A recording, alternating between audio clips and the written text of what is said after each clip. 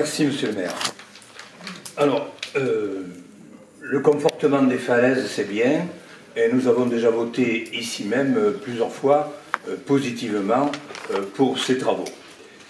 Mais l'actualité de ce mois d'août, 1 hectare détruit par le feu au sud du zoo, par chance, il n'y avait pas de Mistral ce jour-là, nous amène à poser le problème du risque incendie.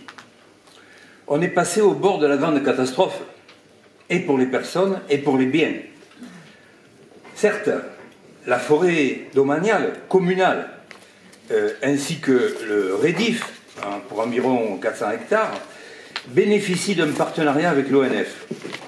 À ce propos, il faudrait peut-être penser à régénérer la végétation du Faron, qui commence à être un peu vieille, et faire un reboisement raisonné, justement, en accord avec l'ONF.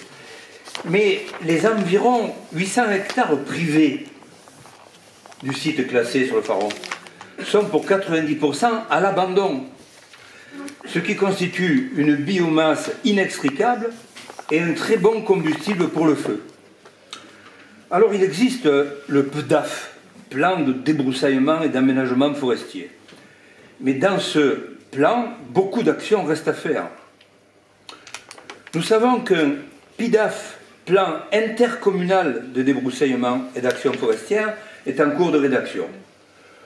Nous demandons à y être associés, ainsi que les associations qui, depuis de nombreuses années, se préoccupent du Faron. Car être tenu au courant de l'évolution de ce plan, ce PIDAF, ça fait partie d'un minimum démocratique. En conclusion, pour le Faron, le risque incendie est tout aussi important que le risque de chute de rochers. Délibération que nous voterons, bien sûr.